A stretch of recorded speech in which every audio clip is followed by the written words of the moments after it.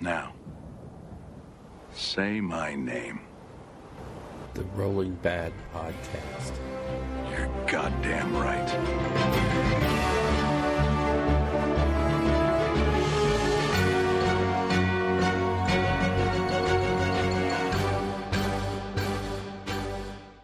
Welcome to the Rolling Bad Podcast, episode number 84. Coming to you from Rio Rancho, New Mexico. We're recording on Saturday, February 15th, the day after Valentine's Day. Not like any of you neckbeards were doing anything last night. I'm your host, Elric, Speed 3. And with me is... Bill Costello. Yeah. And the one and only Midwest Chad. Oh, it's so good. We're back up in this.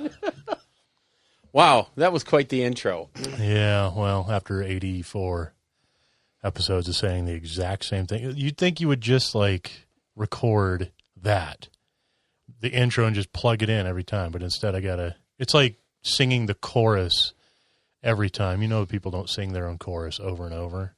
They just do it once in the booth, and then the producer, i.e. you, loops it. Yeah, but I've heard you sing.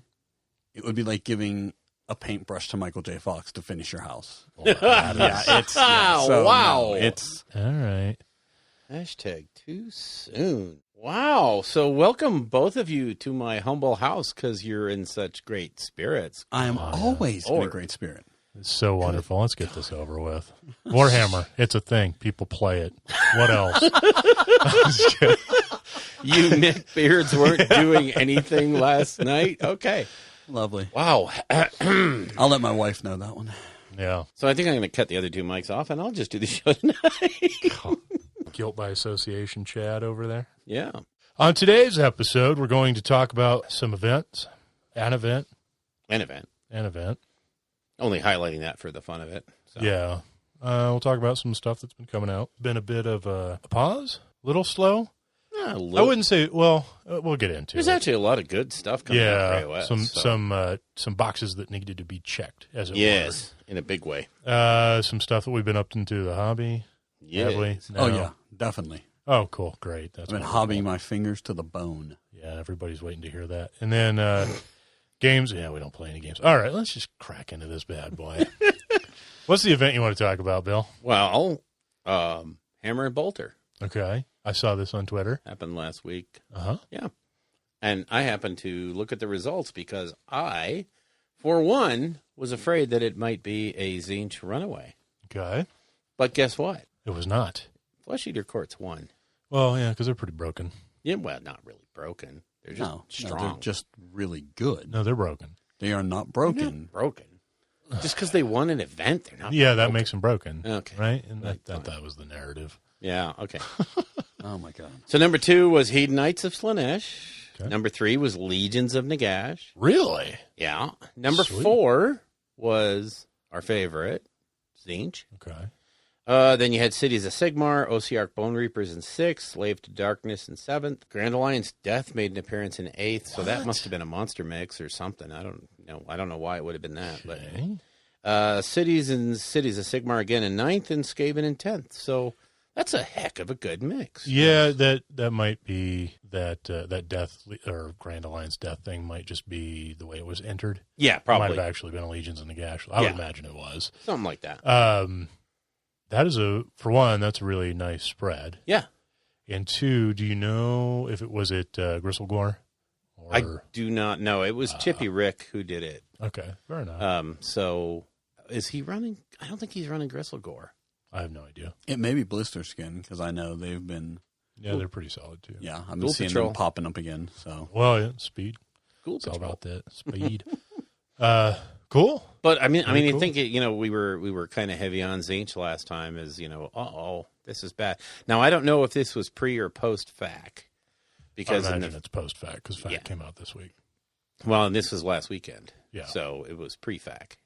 Well, it would have to be unless they Yeah, had some kind of time travel and they used it specifically for Age of Sigmar, Well, which would be really selfish. That would be crazy. And Ben Johnson was there, so you'd think Yeah. that he would have been on top of that pretty quick. So, yeah, but I mean, it seemed like a really, maybe the reports of some things are too powerful to be represented. Might be a little overdone since Flesh Eater Courts took it away. Now, obviously, this is Chippy Rick driving it, so he's no slouch. But, you know, Jack Armstrong, Cities of Sigmar, came in 5th. So I think it's a good mix of the top 5. Yeah, it's really, I think the fears of, oh my God, it's all Tzeentch all the time for the next 6 months. And of course, you know, the fact came out and changed the change host. Yeah, and Destiny Dice, which was a yes, big one too. That was a huge. I mean, but everybody saw that change coming. Yeah, but whether or not you saw it, I mean, the fact that there's still a vagary there makes it an issue. Yeah, that's exactly. the problem. So, but they cleaned it up, and the fact that they put out an FAQ, and then people still had questions to the point where they were like, "Okay, fine, let us reiterate it even clearer, even more clearly." Yeah, I really appreciate that from their part. Yep. To acknowledge me. Okay, maybe we didn't quite word it well enough, so let's, redo it.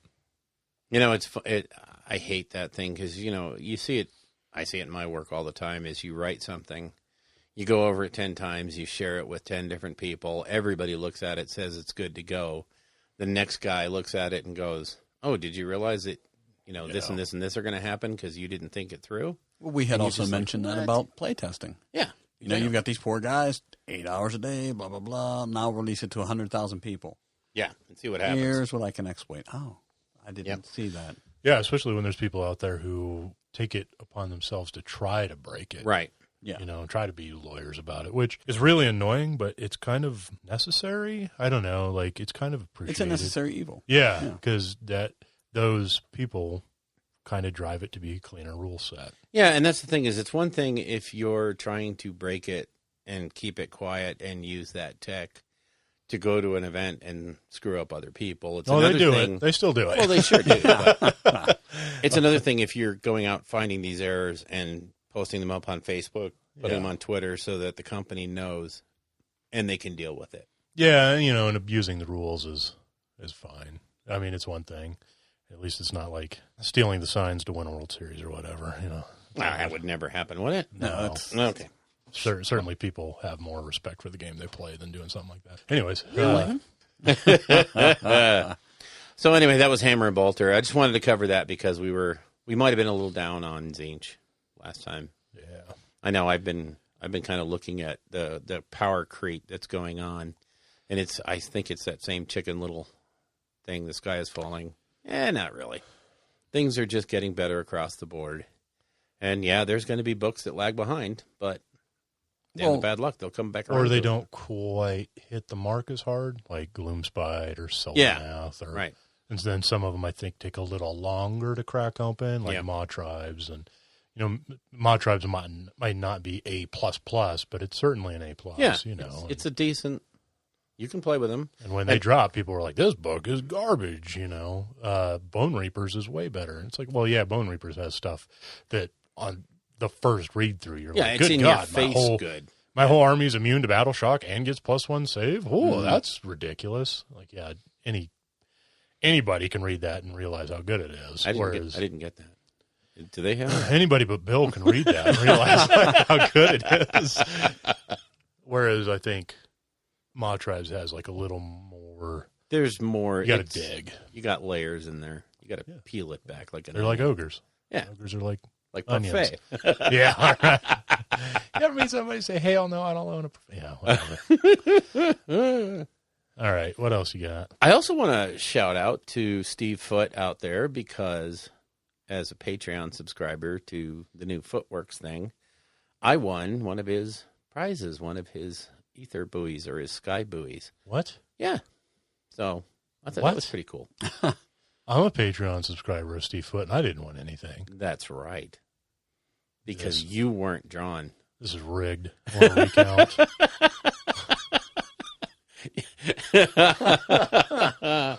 I do love rubbing it in. Yeah. I'm cooler than you. Whatever. I'm cooler than you.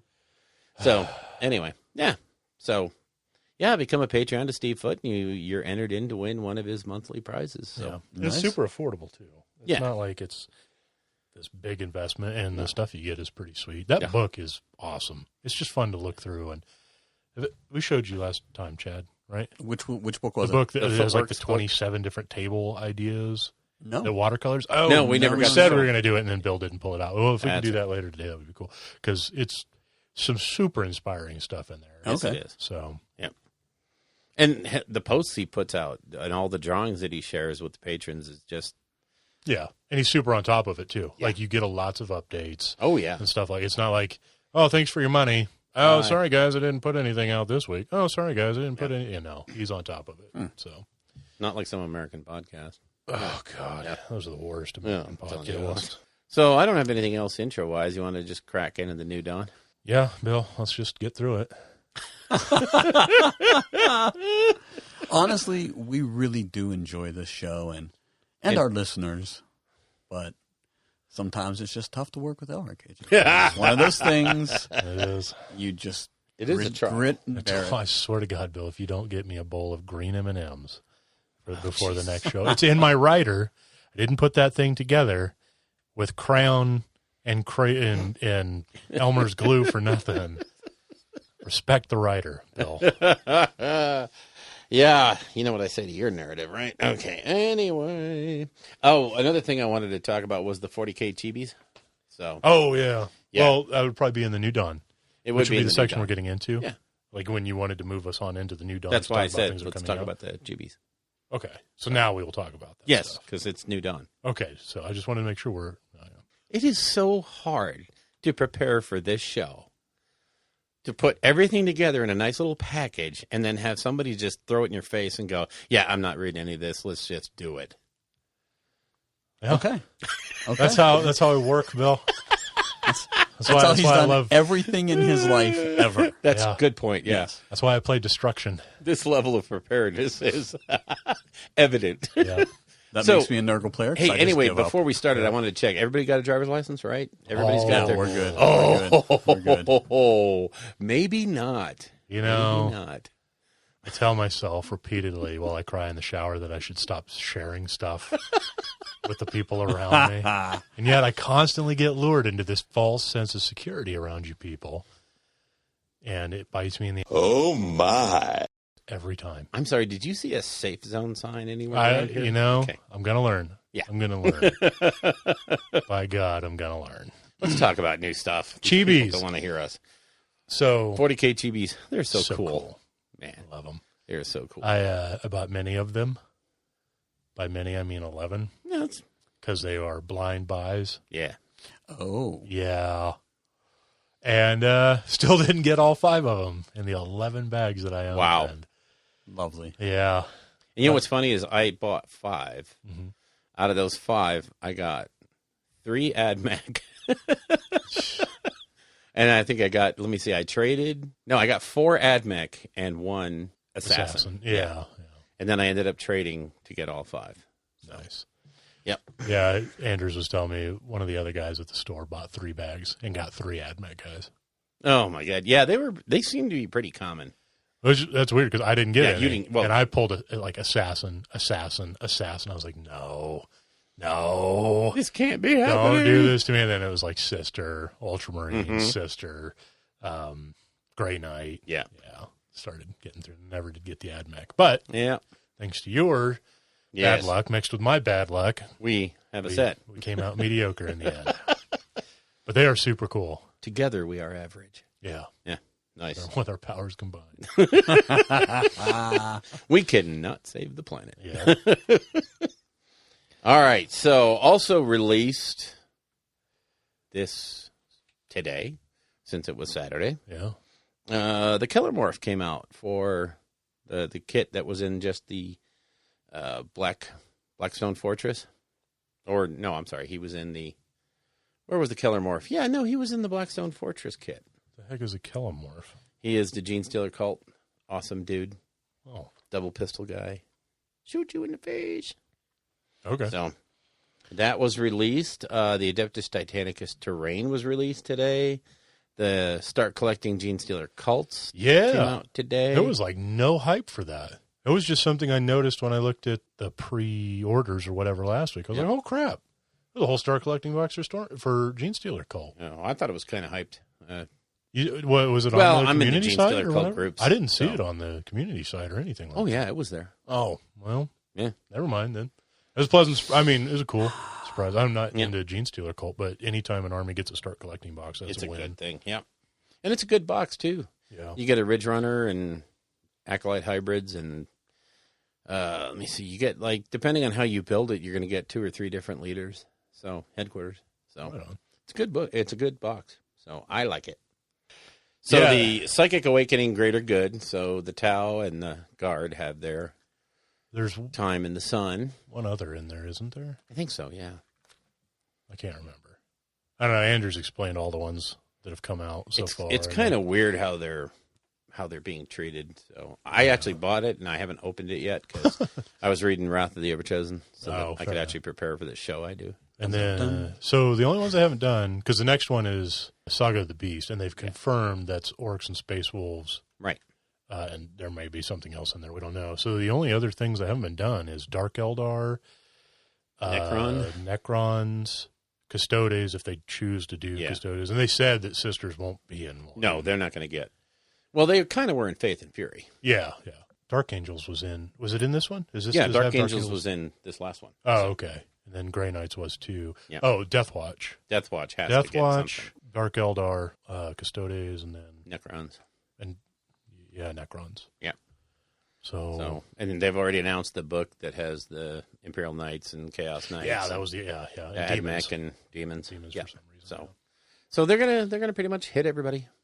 Yeah, well, they did say nice. everybody will get something in this, which I really like because a lot of times these big campaign things just focus on a handful. Yeah, and it always feels like what do you do if you play that one faction that got just totally overlooked? Yeah, it'll be like generic Space Marines and generic Chaos. Yeah, wow, that's great because I want to play my Eldar and my Imperial Guard. No, it can't. But this one's hitting everybody, and they're coming out monthly, so. Yeah, they are. They're really cranking it out. Yep. So they must have worked hard on all these. And it does kind of show that perhaps they worked on all of this together at once so that everything kind of works. Yeah. And then they're dribbling them out. So that's kind of cool. I like it. Much better than like the end times. Oh, man. You know, where they started off so strong and then they're just like, okay, and then we're done. World's blown up. Thanks for playing. Like, what?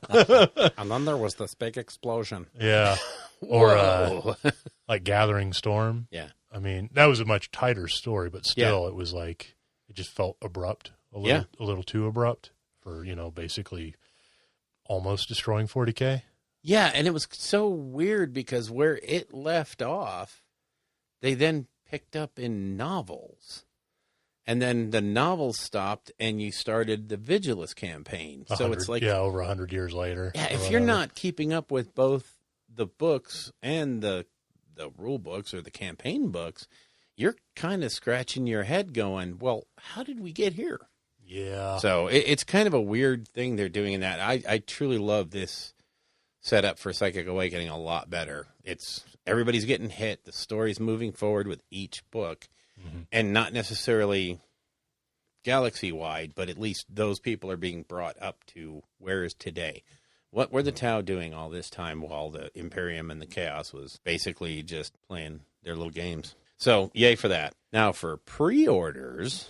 Yes. This is where we get... Oh, God, I can't wait. So, for Warcry, you have the next two big monsters, the Fomorite Crusher and the Mind Stealer Spheranx or Spearanx or Spanx or...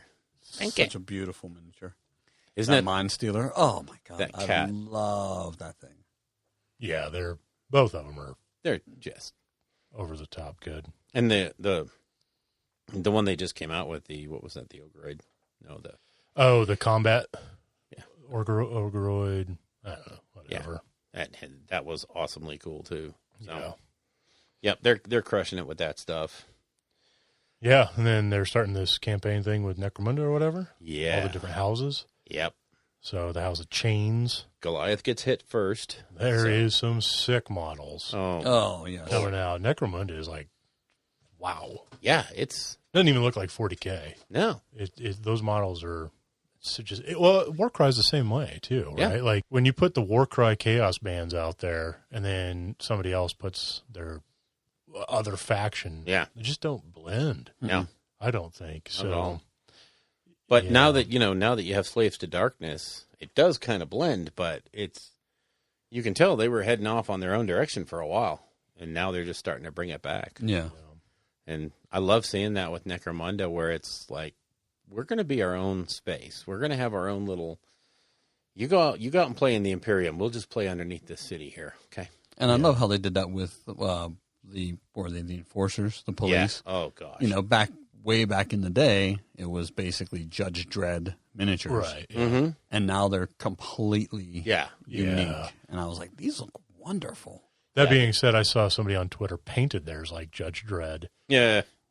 enforcers or whatever, and they looked awesome. Oh, They looked really cool. Yes. So, yeah, those models are just fantastic. I've seen some cool conversions. People using them for like Crusaders and stuff in inquisitorial retinues, and it was so good. And that's another thing that a lot of this Necromunda and Warcry and whatnot stuff is allowing for is some really sweet conversions. Yeah. There's just so many more kits to work with. Yep. That's been good.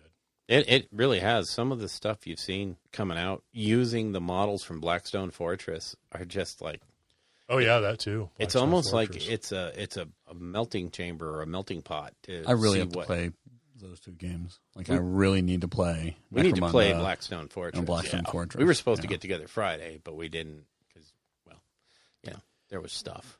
But we have to get together sometime and start that campaign. Definitely. So that's a for sure. So then the long, in some cases, incredibly long awaited single character miniatures, the Loon Boss, the Ogre Tyrant, the Abhorrent Arc Regent, Yay. Durante, the Arc Revenant, and Volkmordian have all been released as separate, or have all been up for pre-order as separate blisters now. So you don't have to go out and buy the huge box set if you just need that one boss. Yeah, the Skaven guy too. Oh, that's right. I left him out, The didn't I? Rocket Yeah. Doom engineer. I forget what he's called. Warplock Engineer. Yeah, Yeah.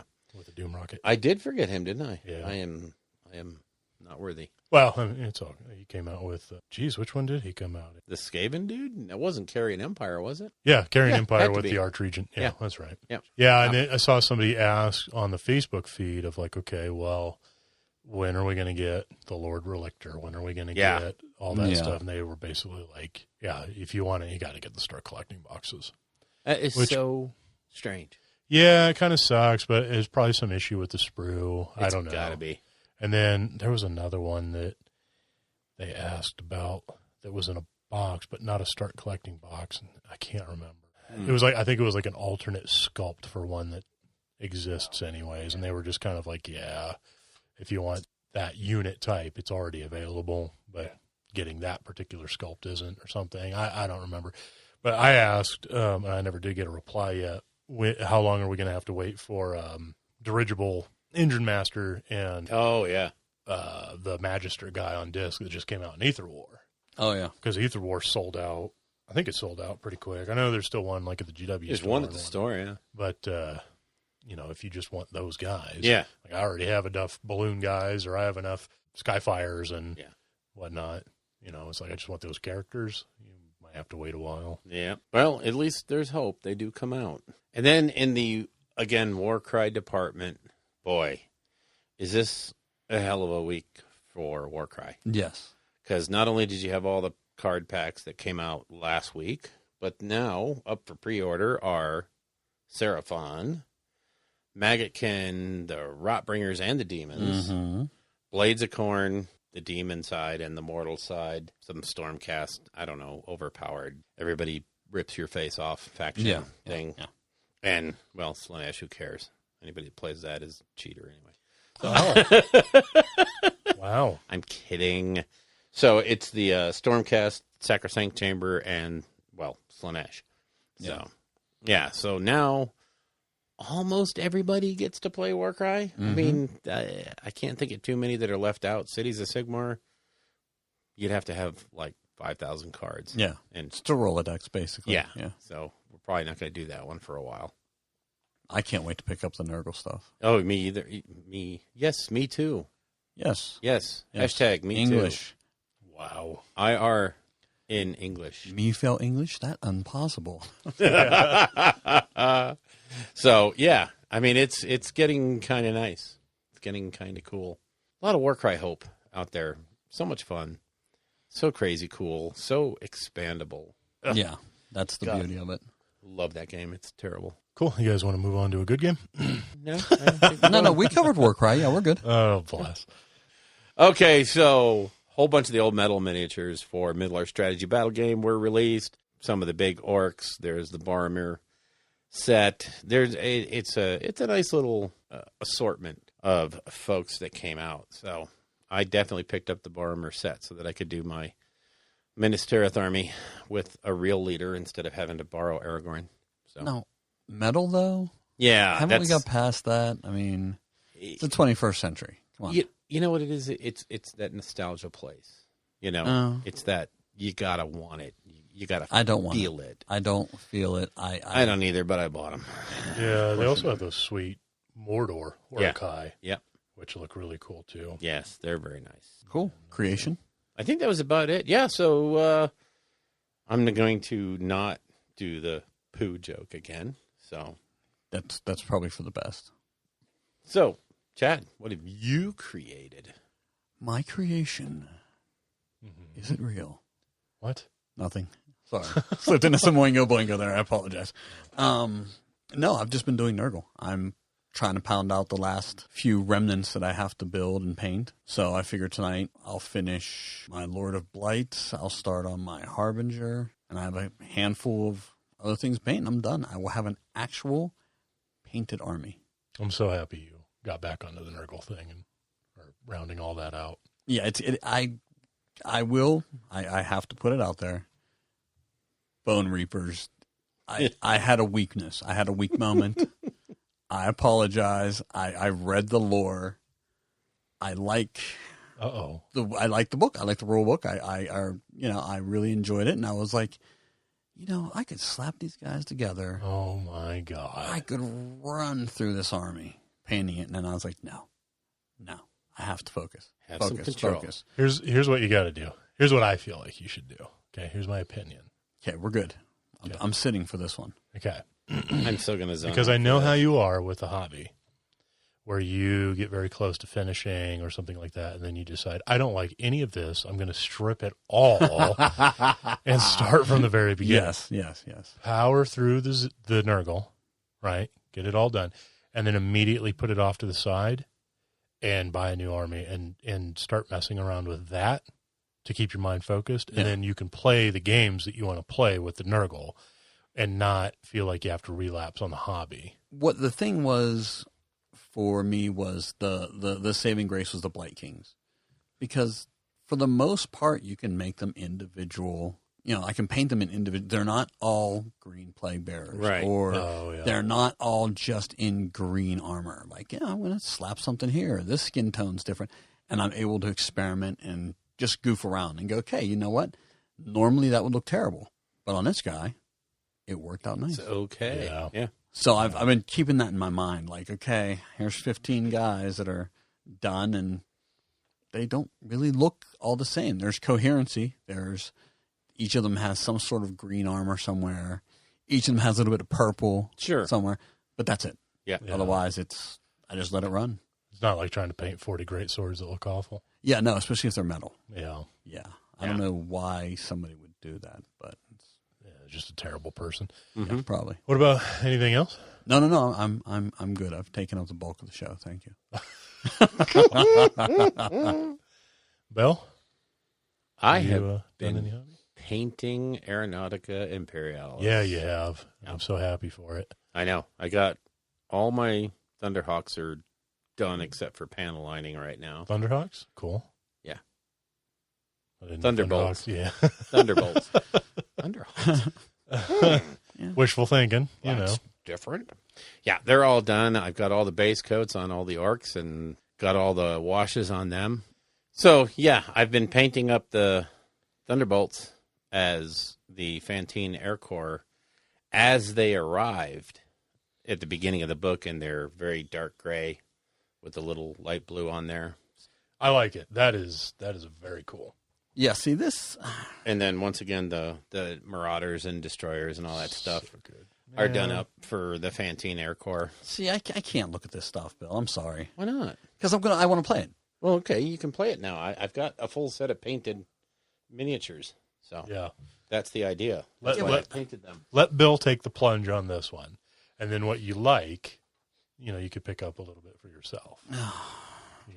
That's what I think is so cool about it. Like I said, when they come out with Necron ships, it's over. Oh, I know. I will just fall face first into it. And Well, I'll tell you what, the Tau and the Guard stuff that they've announced, I cannot wait for April, really. It's so good. So good. I want that guard stuff so Yeah. much. Me too. Gosh. So, but that's basically what I've been painting. I've been trying to do an hour a night, except for that stupid computer game. oh yeah, I'll tell you, there was a couple of days that I came home and I literally sat at the computer, played Inquisitor Martyr until it was time for bed. I just lost all track of time, Yeah. and I hated myself for it in a good way. which is why I have been leaving Chaos Bane alone, Yeah, I hear you. Man. because I've only got one more level to go, and then I can get Tomb Kings. Yeah. I 'Cause gave I- all my last weekend to Chaos Bane. Yeah, Just Yeah. screw Nope, it. nope. That's awesome, though, isn't it? It's so much fun. I mean, there's sometimes you just got to do that to totally Yeah. decompress and click the brain off. yeah, you flip the brain off and you start thinking about this and nothing else and go, yep, I'm good.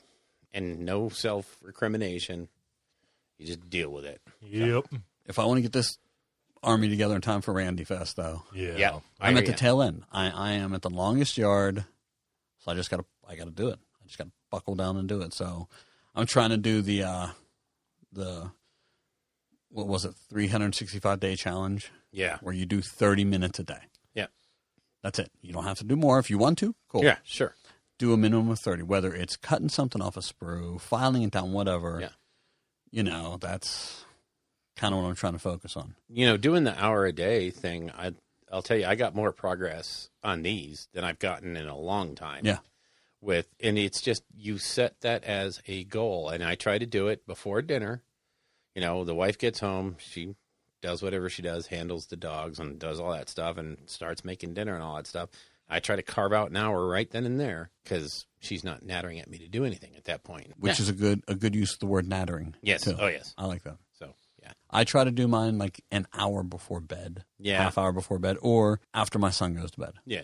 Once we put him down, I've got an hour I can float around with before I have to get up in, Yeah. 5 hours to go to work. Yeah, that's usually what happens to me. Though, is if I wait too late, I either won't start because it's too close to bedtime, Yep. or I'll start and then I'll look up and it's midnight, 1 o'clock, Yep. and I'm like, oh god, I'm so hosed. Yep. So- What? 12-hour workday. Mhm. Great.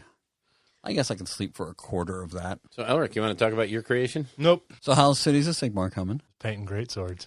Painting great swords? Just painting great swords. That's all I'm ever going to say is just painting great swords. It's done. He's on another army. Painting great swords. Painting All great right. swords. Painting great sword. That's where we're going to leave it. Okay. Okay. Well, at least you're painting great swords. I'm painting great swords.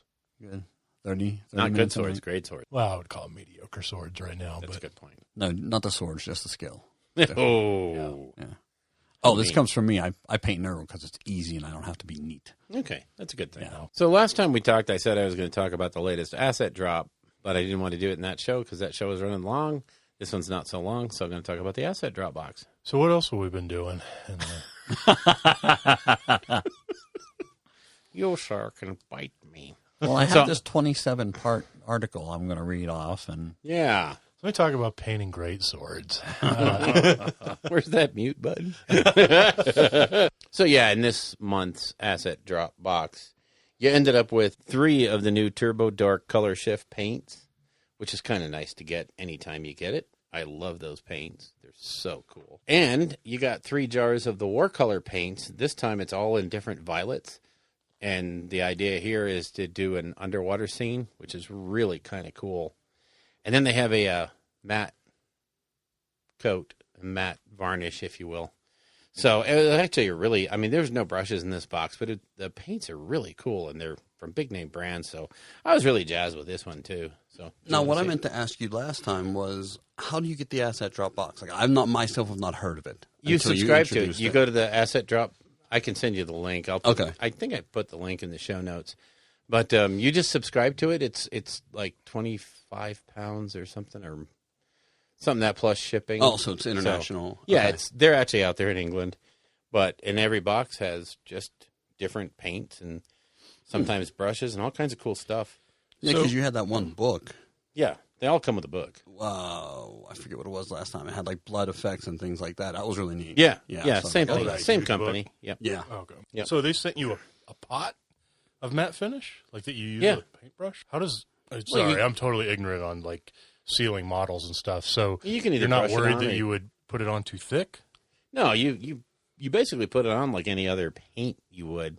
You can either thin it down and shoot it through an airbrush, or you just be careful brushing it on. Huh. Because, I mean, it's not really, most of the good matte finishes aren't that thick that you can't thin them out to where they'll still be matte, but you can put them on very seamlessly. Well, yeah, and I've heard people say, like, well, I paint all this, and then I seal it. And then Right. I paint some more, Oh, yeah. and then I seal it. And, yeah, like, I don't know anything about using seals and varnishes and all that stuff. So that when people start talking about that, because in my head it's always, I guess, for some reason, I visualize this very thick, protective coat No. that goes over it, and it's supposed to be the last thing. So when people are like, well, you know, I do all these base colors, and then I varnish it, I'm like, well, doesn't that ruin? Well, there's people that actually, I remember this was years ago on one of the paint forums I followed, was they would varnish first. That was their primer. Yeah. They would paint over a dull coat Yeah. or a clear coat, and then Straight on the gray plastic? right on the gray Yep. put So it no together. primer. No, that That was, was the primer. The How does dull that coat. work? I don't know. I was always too scared to try it. No, it So I was works like- the same. I Yeah. mean, It gives it a medium to grab onto. yeah, it gives it something So- to grab, Huh. to stick to. And that's really all you're doing when you're priming the miniatures, giving it something to stick to. But now with all the colored primers, a lot of times we turn that into a base coat, Yeah. which is kind of handy. But Sure. you know, I just use dull coat, Tester's dull coat when I'm done. I'll give it like 2 or 3 sprays. That's it. like the Thunderbolts. I sealed those before I put the decals on because I needed a gloss surface to put the decals on. But then once that's done, I'm going to put a matte finish over the top of that. After I do the panel lining, then I'll put another finish on there. That way, if I mess up on the panel lining, I can basically rub it off without affecting any of the layers underneath it. So, Okay, cool. you know, it's just, if you think of it like layers, like transparencies stacked on top of each other, that's really all you're doing is you're protecting the layers underneath from anything you might screw up going down the road. So, Fair enough. yeah, it's handy. Anyway, that was the asset drop box. And then last but not least, I want to cover the new Games Workshop North American Oh, yeah. contest thing, challenge, hobby thing. And this applies to 40K and Age of Sigmar. Basically, this thing runs from February 15th until March 28th. It's just, all the challenges is to play games and to build and paint units and leaders and all this stuff. And the more you do, the more points you get. The more points you get individually, the more stuff you get qualified for. And also, the more your store points add up, like everybody in the store, as you add up those points, the highest rated stores at the end of this thing are going to get money to, either items or stuff to spend to basically make the store look better, be cooler, more themey stuff inside the stores. So I don't want to say what the grand prize for the best store is, because I don't know if that's released yet. But it's pretty flipping cool what the It's a store is going win-win to for get. everybody. Yeah. Yeah. So, Yeah. but and then individually, like the two top people, I guess for Sigmar and 40K, are going to get like a super gold ticket to the expo with like a dinner with all the head shed, the U.S. Games Workshop head shed, and the special guests and all that stuff. So And some it's sweet swag. yeah, very sweet swag. So it's a really neat thing to get into. Just go see your Warhammer manager. He has the sheets. They're pretty self-explanatory what you have to do, and you can turn in one sheet a week. Or actually, I think you can turn in as many as you want, but they have to be in by Sunday because that's when they do their counts. He has to have all the counts in by close of business on Sunday. Hit up your workshop manager and get involved. help make your store cooler. So, Yep. yeah, I think that's all we had for creation, wasn't it? No, I just kind of want to talk about that video that you posted in the chat the other day, that painting yellow. Oh, thing, yeah. And how really cool that was. There's a video going around of this guy talking about painting yellow, and he base coats with pink to get yellows to pop. And I would never have thought anything about that, but Me either. It's phenomenal. So I don't know, maybe we can put like a link to it or something. But yeah, if you have, if you want to paint yellow, especially through an airbrush, watch this video. Well, it's almost, I don't want to say has to be, but because you're shooting the ink over the pink, it almost has to be an airbrush because you're not going to be able to brush an ink on that with that kind of control. Right. So, but yeah, I mean, just made some of the most gorgeous Chaos Warriors I've ever seen. I was thinking of you when I saw, you with your Imperial Fists. Yeah. So, right? Like, that was the first thing that went through my head. It was like, wow, talk about a fantastic way to do Imperial Fist. And it's funny because I never would have in a million years thought of base coating in pink to get to yellow. There was another one that I heard of a long time ago, base coating brown to, was it orange or gold or something? Yeah. It was one of those two colors. I can't remember. That was like the first time I've ever heard of putting like a totally different color down as a base coat instead of your, like prime black. And then you would think, I'm going to prime this model black, and then I will just put layer after layer after layer of orange to get it to the color I want. And it's like, no, you can actually put down this completely different other color as a base coat and then build up from that, and it'll make it pop even more. Yep. It's just some weird color theory stuff. It's nuts, and when you learn from people that are really cool like that, it's fun. So we're going to talk about battle? Sure. Anybody got any? No, I've been focusing on painting and modeling, basically. I got some games of Beastgrave in. That's any good? Yeah. Actually, I'm more and more impressed with Beastgrave, as an advancement expansion to the whole Warhammer Underworlds thing. It's fun. It's got really good. I was playing with my Sylvaneth. They were actually, they're not super powerful. You're not going to see them cleaning up any big events, but they were sure playable. So it didn't bother me. They were having fun. I know I want to get that, what is it, Worm Spat? The Worm Spat, yeah. Oh, yeah. They are.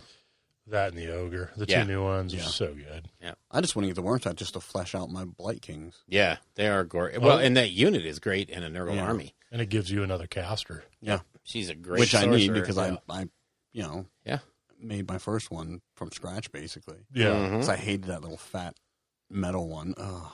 Yeah. She's so good. And it's an inexpensive unit. You get basically the sorcerer and 2 Blight Kings for fun. It's cool. I have to pick that up then. I played probably a dozen games of Blitz Bowl this last week. Man, it's been just crazy. Everybody that I teach that game just wants to play it again and again and again. And I'm just like, yeah, okay, this is a gateway drug. I don't know why they're not advertising it more because, man, it's, and these are people that have nothing to do with miniatures hobby. They're just regular game people. And they love that game. God dang. Well, that's like when we were at LVO. My sister-in-law came and, she has always seen me painting miniatures building, but never saw what we did with it. Right. And she walked around. She saw Blitz Bowl. She saw Blood Bowl. There's an actual NFL miniature game. She almost lost her mind. She's a junkie for football. Nice. And she's like, you can do this with the guys you build? I'm like, yeah. Yeah, it's part really cool. And she just kind of just stood there amazed. I totally forgot there was a actual football Yep. miniatures game that they were playing there. Yeah. So, all right, we'll probably take a little bit of break, and then we'll be back with our lore section where we're going to cover the Wrath of the Everchosen, and we might do a little bit about some start collecting boxes and some data that I pulled together. Excellent.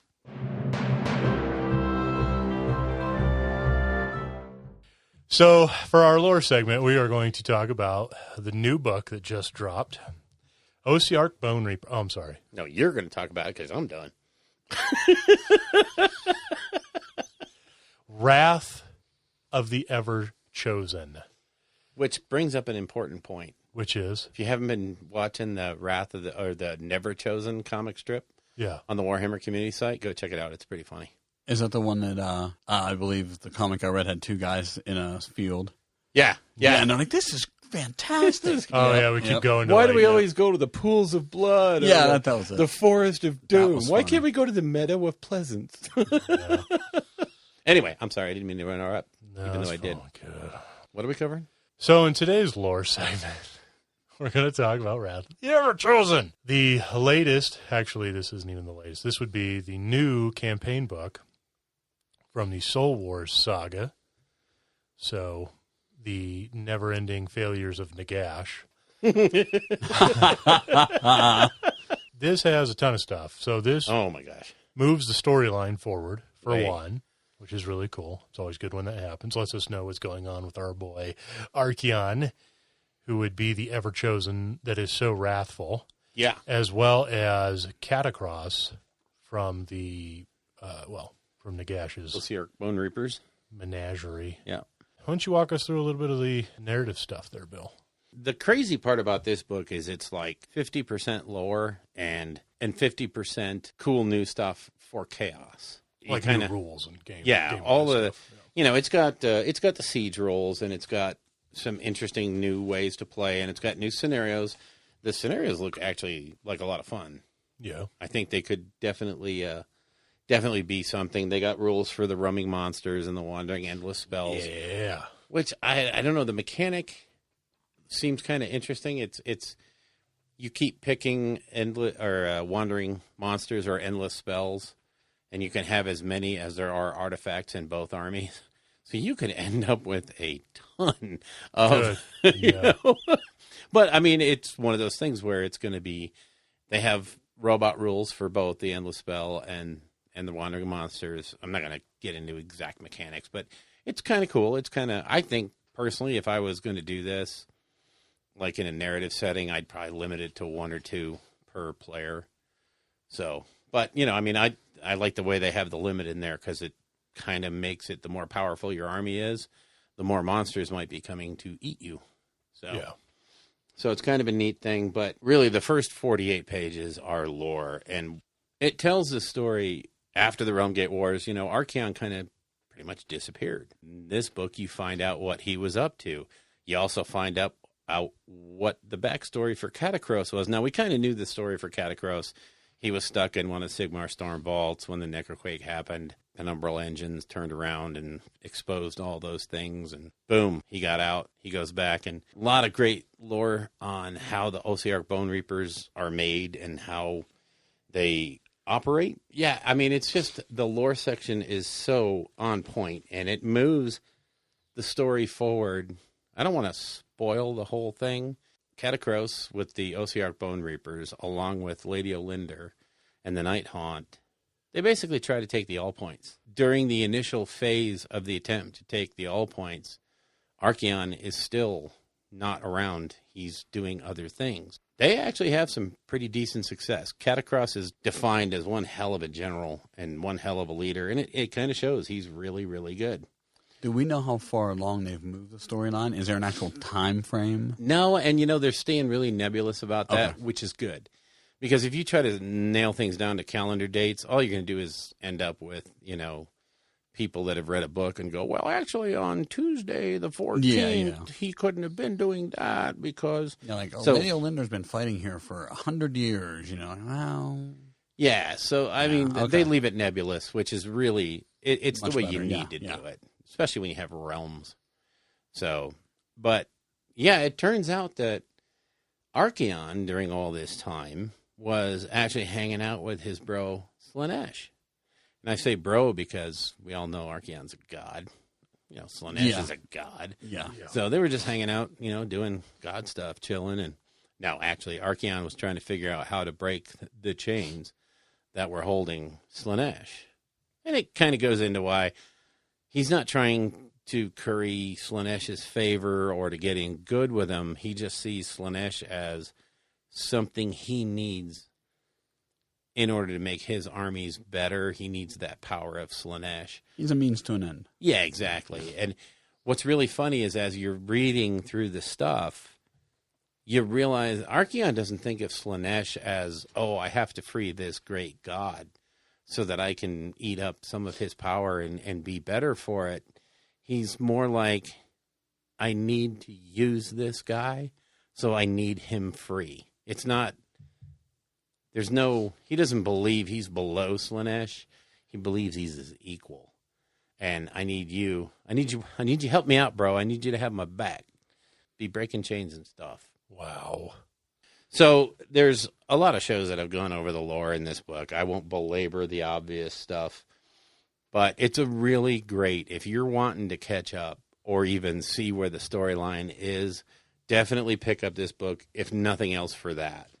Because, my lord, it's good. And when Archeon finally realizes that the All Points are under assault, and Catacross is winning. He's pretty much, Alinder and the Night Haunt sort of plowed the way for him, and him and the Bone Reapers just go out there and they are just taking over everything. They're beating everything down. And all of a sudden, Archeon has just a little bit of a ringing in his ears, and he's like, oh, someone's attacking the All Points. I guess I just go better wipe out another universe. Yeah, pretty much. So I suppose we can leave it at this, but when the story ends, Archeon has come back to the 8 Points, saw what was going on, got very, very upset.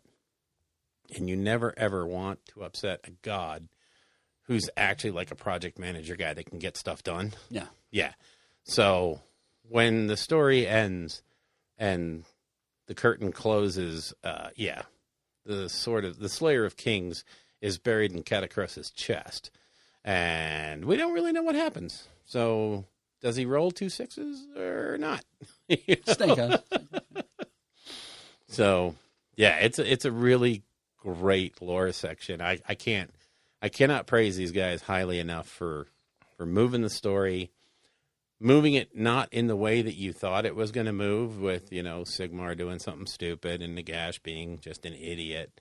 Yeah. And, very, very predictable. Instead, it's Catacross and kind of Nagash, but Catacross going up against Archeon, who's also involving Slaanesh. So we now get an explanation for why we have pointy elves.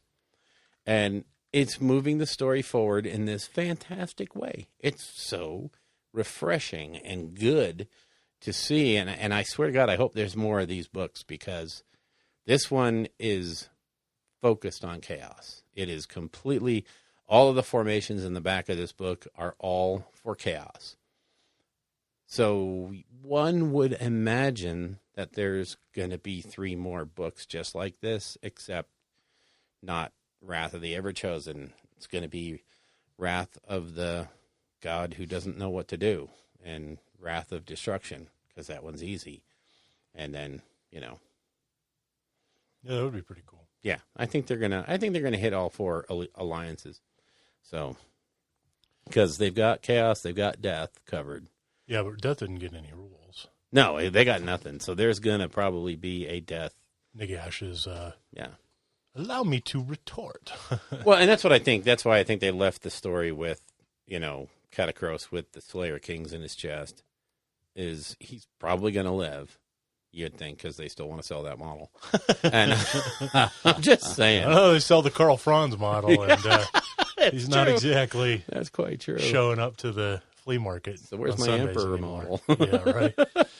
But, yeah, I have to believe, maybe the next book is going to be Death pulls back, regroups, and tries again. But this time they're going to be facing the 8 Points with Archeon there. Because they had it easy because Archeon wasn't there. Yeah. Next time, it's not going to be so easy. And then hopefully there'll be a book for Destruction. And then there'll be a book that's like 300 pages long for Sigmar, but most of the pages are, and then he wept, and then he moved, and then he drank. Yeah, I don't like Sigmar that much. Wow. Yeah, I got to say my opinion is Sigmar has been dropping lately. It's like a rock, man. He is just not, he's not nice to his Stormcast. He's not nice to He turned his back on everybody. Mm-hmm. Yeah, he locked the doors behind him. Yeah. He's like, I lost my hammer. I can't hang my pictures. I quit. I can't even take my ball and go home because somebody took my ball from me. That's right. And then all the things with these vaults that he set throughout the realms, And he's like, oh, I have this great plan. I'm going to make these vaults, and I'm going to put all the things that I either don't want to deal with right now or I don't want to have running around in the realms. I'm going to lock them into these storm vaults, and no one will ever know how to get to them. What could possibly go wrong? Yeah. Well, whenever you have a foolproof plan, you have Nagash, the biggest fool of all, walk in and screw everything up. Yep. I blame the Skaven. No. Had they not screwed around in the Black Pyramid, everything would have been fine. Nagash would have ruled over everything.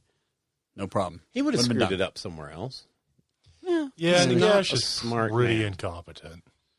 Like, that's his shtick. Yeah. He's like the Three Stooges rolled into one. Okay. In a battle of wits, I'd have to tip the scale toward Gordrak over Nagash. You know what I mean? Yeah, at least Gordrak gets stuff done. That's what I mean is, Nagash's thing has always been I play the long game. Yeah. That's usually an excuse for I don't know what the hell I'm doing, so I'm telling everybody I'm playing the long game. Yeah. Cool. Eventually, everybody has to die, which means I have to win. Yeah, I get to win. So I don't have to learn the rules. Yeah, exactly. That's pretty much Nagash. And then he can't be a god anyhow. He's mortal born. Sorry. Who, Nagash? Yeah. You could say the He's same thing for close. Sigmar. Yeah, well, I've said that since day one. Well, then you'd have to say the same thing for Archeon, and we know Archeon's a god. No, he's a demigod. No, By definition. By You don't be- definition. I'm pretty sure Archeon is swinging. Yeah. He's capable. He's of swinging tough. the gods. He can hang with them, but he had an apotheosis from a mortal to an immortal being. But he was not born into godhood. He was not created from godhood. But he's He also rose. deciding the fate of other gods. Yeah, but So- you know what? So does the president. Not really God. Okay, well, but Nagash has killed gods. Yes. So, But He's little still ones. a very powerful demigod. interesting. I will hold that line forever. You will be wrong. There's will tell nothing that- that would ever change your mind on that? Unless he somehow was born into godhood.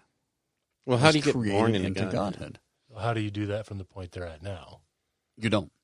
So he So will there always is be no, a demigod. There is no changing your mind. There's no change. So if a demigod goes through and just kills all the other gods, He still hasn't been born. He hasn't achieved an apotheosis. It's like the emperor. okay. The emperor, no matter how powerful he is, they can call him the god emperor. He's still got the emperor title. He's not a god. He's very, very close to it. Well, when do you become a god? How do you become a god? Well, with my old D&D brain, you're born as a god. Like a Zeus or something like that. They're not born. They're not mortal men who have risen to a godhood status. You're so wrong, it hurts. That's Yeah, fine. It's and fine. I think your view on the emperor is wrong too. Because the emperor was 'Cause he never was born. born He as was a never god. a baby. He was He was the culmination of coalesced cycles. out of Was it? Oh, that's right. thousands it was. of You're shaman Right. You're that- right. You're right. yeah. So Well, So- for the emperor, I take it back, but for the rest, Yeah. I stand by it. I forgot about the emperor part. Sorry. so if I throw my metal Archeon at you and hits you off the head, If you could throw that big hunk of lead, I will let you hit me in the head. And then I will get my 54-inch Inquisitor model. Right. so yeah, I mean that's in a nutshell. And like I said, we're not going to cover the lore. There's a lot of shows have already dissected the lore to death, but in a nutshell, it's really, really good. And I would honestly suggest that you read the book yourself and figure out the things. Because I haven't talked to I've talked to a bunch of people that have read it, and nobody has the exact same interpretation of events. So, and it really does. When he's sitting there figuring out the stuff with Slaanesh, it's very nebulous as about how that goes. Does he free him? Well, we don't really know. He gets called away because the All Points are under attack. But there's certainly an indication that he did a lot of damage to at least one of the chains holding him. And we already know that Slaanesh was kind of making some of the chains go away and replacing them with fake chains. So is Slaanesh free now? We don't know. Stay tuned for the next book. Yeah, I would imagine Slaanesh will get loose when they flesh out all the elves. Yeah. Not just the Luminoth Realm Lords, Right. but we figure out what's happening With with Tyrion, but more importantly, what happens with Malarian. Yeah. Did So- they drain all of the elves from Slaanesh, or just they just couldn't save everyone? I don't. No, they're still leeching off of him They're because still- there's so many. Yeah. Okay. And he's still being used as a battery. In fact, they talk about it in the lore section about how even Archeon can feel the draw from Slaanesh. Oh wow. So it's either they have accelerated the rate, i.e. Marathi, has accelerated the rate of which they're stealing souls from him, or the flow is increasing. Do you think maybe Tyrion and Teclis have figured out that Slaanesh is going to be freed no matter what? And I so think they're just trying to grabbing everything they can to make their own whatevers and move along. Because they kind of, in the lore, they sort of point to that idea of these guys are employing a fail-safe scenario now. I think they realize that their hold on Slaanesh is gone. So they're just trying to build up an army as fast as they can. They're just trying to grab what they can because Marathi had the right of it. I And can't imagine how. I just want them to hopefully write a wonderful story of just him breaking free and just his rage, like rivals Korn's. Oh, yeah. He's just so. Even Korn's like, whoa, I was a little upset. Yeah. You know, because let's see, I dude has anger I, issues. I glutted myself. Then you put me in chains in a nothing realm For millennia. and for millennia, at least. And then you've just been sucking my food from me. Yeah. The thing I exist for, these souls. And I was created by you. Well, Yeah. okay, that's Eldar, but Yeah. yeah, it's I just want him to wreak havoc. Just. have like a real doom hour for the elves. Yeah, like, Thing, okay. Well, just everybody. Like, okay, maybe he does. Maybe he'll be the one to crack the gates of Azir. Yeah. With his revenge. I don't know if I call it anger, just because that's been taken. But just Doesn't he mean just the goes other on a gods rampage. can't get angry. Nurgle gets angry. Yeah. But You just he takes that revenge and just goes after everybody.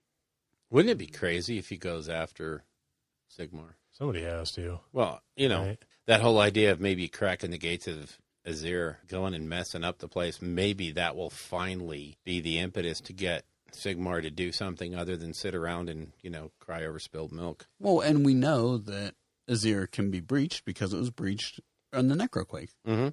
Well, the Skaven did it too. Yeah, Skaven. So it's able to be done. Sure.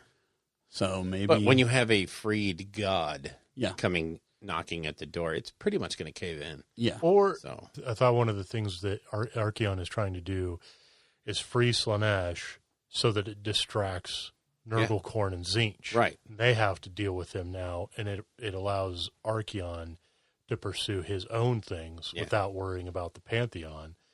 And maybe that's when Archeon finally launches his attack on Azir. on Azir and calls out Sigmar and is like, it's time. Like, we're doing this. Well, the thing is, if something has to kick Sigmar into either high gear or just wipe him out, just get rid of him. Because if he's not going to be a player going forward, get rid of him. Well, not just Sigmar, but like his allies too, like Grimnir and Grunny And Ilariel, Yeah, what is the she others. doing these days? She's sitting around the realm of life, just going overcosted. Yeah, being seriously overcosted with a really cool beetle, but still, Right. Marathi too. I mean, because by then we'll have Teclis. Yeah. Obviously, we're going to have Teclis, and then potentially Tyrion. Valerian. Valerian. The whole Order Pantheon will have to get together. I don't. Yeah, it could be really cool where they could go with it. Could be And anywhere. it's- And I mean, maybe they do need to, there's 4 chaos gods, but they've been around forever. And then in destruction, you really don't have gods per se. I mean, you got some deified individuals, but Corcomork is for real. yeah. But again, like I There's said, just a god. he'd and they all rather worship sit him around and have a differently. beer with his boys than have him worship him. Well, there So- is that question of, where is he? What is he doing? Yeah, what's he doing? right now? Is destruction just not organized enough to draw his attention Yeah. back to the mortal Back to realms? the realms. Or what? But in the Order, it's like everybody has a little tin god that they go to. Yeah. Well, what's Sigmar's place in all of that? Is he just the god of Stormcast Eternals and a whole bunch of people? Or Well, I is he really going to be the leader of this Order Pantheon and do something? Yeah. He needs to, if they're going to do that, he needs to fall back on I created this. I pulled these realms together. I've created this pantheon. It's time I need to step up now. Yeah. Like, you need to see Sigmar's wrath. Yeah. His old school Yeah. rat, not his Stormcast out there shaking their fist, but him with his hammer or whatever he's going to carry now, just crushing mountains. Yeah, because to be fair, there was a time where he was strolling around the mortal realms by himself, Yeah, fighting the 4 chaos gods. Yeah. So, and he's doing a pretty good job. yeah, Yeah. it might be time. Like, all right, Archeon, you think you're that tough, and you're going to push me into this corner. Yeah, fine. This isn't like the old world, like when we threw down. Yeah. And I was fighting through the form of Karl Franz. Like, I'm going to show you what I really am. Mm-hmm. Yeah, that would be cool. He's relied on others for too long. Yeah. It's time to either be a god or make way for a real one. Yep. Karl Cool. Franz. Karl Franz. The Return of Franz. Yeah. What? Yeah, there you go. That's the next Soul Wars book. Wrath of Franz. Wrath of Franz. Franz! Yeah. How did I know that was coming? Oh, God. So as we go further through the book, like I said, we have rules for roaming monsters, roaming endless spells, which it's just cooler than candy. And then they get into the new expanded siege warfare rules, which kind of a rehash of the old rules. They're acceptable for doing like one-off scenarios, but you need something a little more in depth if you're going to do anything along a narrative. They have a section on every alliance, and every faction is basically given some cool little rules for being the attacker or defender in a siege. So that's kind of cool. Then they have a whole bunch of battle plans. And then you get to the meat of the book, which is the cool part, which is the formations, hosts of chaos. Wonderful, wonderful formations. Oh, they are. They have new artifacts, new battle traits. And what they are is a whole bunch of battalions. And the nice part about these battalions is they're reasonably limited on what they can take, but they're a lot of fun to play. I mean, what they can take is really good. You start to look at some of these and go, I don't care if you're Nurgle, if you're Slanesh, if you're Khorne, or if you're that other god. The one who shall remain nameless. There's something in here for you, and it's fun. There's, of course, just like any other, there's abilities, command abilities, command traits, and artifacts. The artifacts are the penalty for taking that battalion. They are lame, but you have to take the first artifact from that list. When I say they're lame, they're not as good as some of the other ones that are out there. But it's the penalty for taking that battalion. And there should be some sort of, something to keep it in line, or else it's going to be OP, everybody's going to complain. Well, and some of these battalions, if you didn't have, or there's a couple of them that if you allowed absolutely any artifact into that, it would get really silly really fast. Because you could get severely overpowered quickly. So does everybody have a favorite battalion from the book? 6 bloodthirsters. You saw that one, did you? Yeah. Well, I thought it was only 5. Or maybe 5, whatever. Because you can take 4, and then the book allows you to take an extra 1. Anything Nurgle is going to be a favorite for me. So just thumbing through it really quickly earlier today, they all were good. So I can't pick just one thing. So luckily with my army, I have enough of a model count that I can be flexible. I can try out this, I can try out that. So that'll be good. What about you, Bill? Okay, so for me, there's 2 things I want to cover real quick. The first of which is there's also a really nice painting section in the book that covers how to do some of the different strange parts of the painting of the different chaos hosts. So it's not just take a Nurgling and paint it this way. It's more like, here's how to do this effect on almost anything. Here's how to do this on just about anything. So it's actually pretty cool in there. But as far as the battalions go, I got to go with the Nurgle Droning Guard. Yeah. That's not ridiculous at all. No, it's not bad. So for the Droning Guard, basically your ability is Locus of Corrosion while an enemy unit is within 3 inches of any friendly Droning Guard demon units. Worsen the rend characteristic of that unit's melee weapons by 1 to a minimum of dash. Nurgle units are unaffected by this ability. So that in and of itself right there is great. So you're going to turn that Rend 3 into a Rend 2 or that Rend 1 into a 0. You're also going to have your disgustingly resilient save. Now, Elric brought up an interesting point earlier. It does not say anywhere that this effect can only be applied to a unit once. So I suppose you could be gamey, and you could be, one of those competitive losers, and put it on that unit like 4 times and have a 2-up. Yeah. So if you're that kind of jerk, you can do it right now, but you have to know the FAQ is going to come along and say this can only be applied to the same unit once. So. Well, it may not, though, because, again, you have to use a command point every time. It's not like you have command points. Okay, 1 turn you make your that 1 unit unkillable? Yeah. Yeah, I mean... I suppose maybe they'll leave it in there. Is it really that much worse than a 3-up, 3-up, 4-up, 6-up, and a 40-man unit with 2-inch range, Ren 2 or Ren 1 or whatever, Mortek Guard nonsense? Oh, the salt is real. I'm just saying, and they can do that every single I know, turn. they do it without a command point. Yeah, so I really don't think it's that bad that you can put 6 or 9 drones. You're right. They might not do something. it. They might not do it. And then if you don't like it, you can always play Frost Tooth Bone Splitters or whatever, or Gotrek. Yeah. So I don't know, whatever. There's stuff out there. Sure. Gets through it. Yep. Slayer of Kings, Reality Splitting Axe, a hammer. Yeah.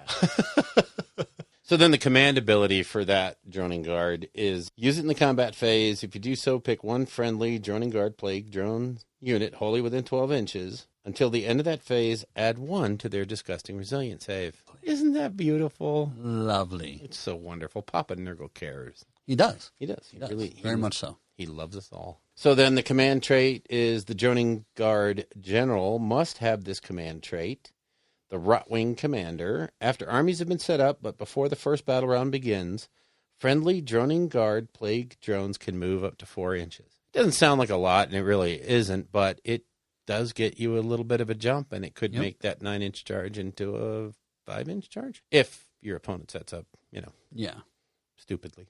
So, which would be me. Yeah, That's I would how do I it. set up. Yeah, I would probably do it wrong. Then again, I would probably play the Caradron over Lord Clowncar wrong. Well, no, I wouldn't. Now, who would do that? Wow. I'm sorry. That was completely uncalled for. Could totally put down a clown car list and have it beat by random death models. I'm not saying it. Oh, okay. And then the penalty, of course, is the Artifact of Power, which is the Cloak of Flies, which, again, it's not horrible. It's subtract 1 from hit rolls for attacks made with melee weapons that target the bearer. So your general is going to be -1 to hit. That's not bad. I mean, it's not like, oh, I hate that. It's not a penalty. No. It's just not as great as some of the others. So that's the Droning Guard. That was my favorite of all of them, mostly because I like Nurgle, mostly because hell with everything else. Yeah, pretty much. Yeah. Elric, what do you got? Yeah, it's the Baleful Lords. Yeah. And it's 5 Bloodthirsters. Yeah, it's 5. Friendly Baleful Lord Bloodthirsters can run and still charge later in the same turn. In addition, if you are fighting a pitched battle, you can include 1 additional behemoth in your army as long as every behemoth in your army is a Bloodthirster. So, yeah, 5.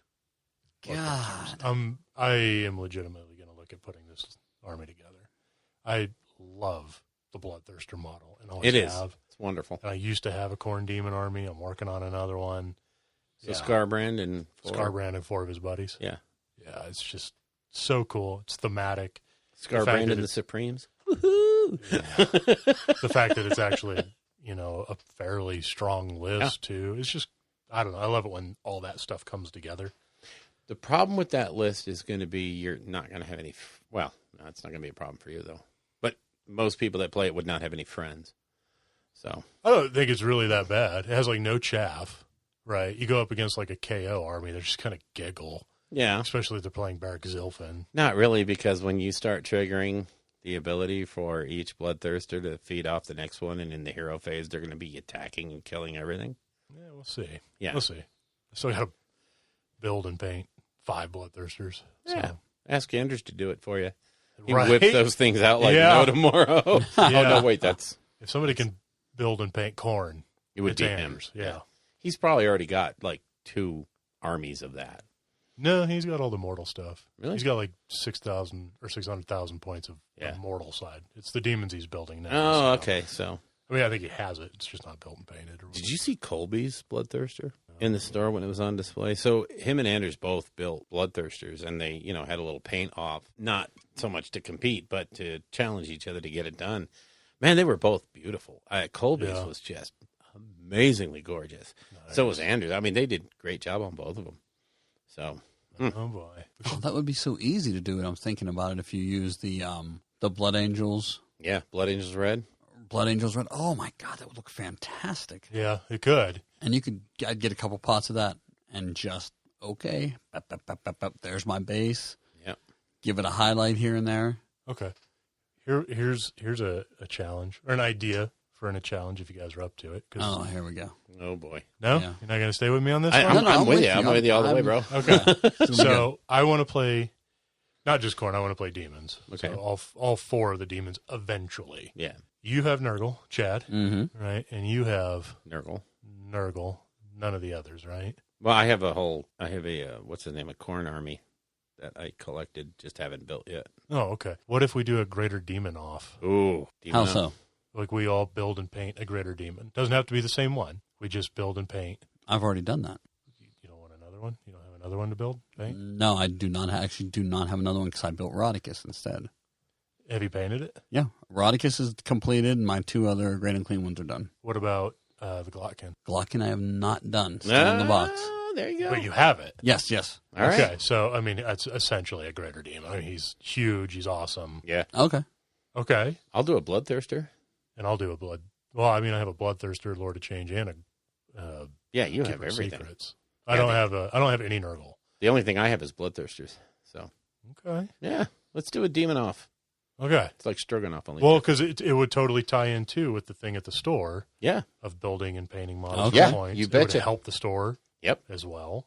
I'm digging it. It would be content for the show. Yep. It'd be hobby in general. Yeah. Okay. All right, I'm down. I'm doing a Bloodthirster. Sweet. All right. Let me see which ones I want to do. Okay. I have a Kairos built. Yeah. I have a couple of Keeper of Secrets built, too. So Nice. that part done.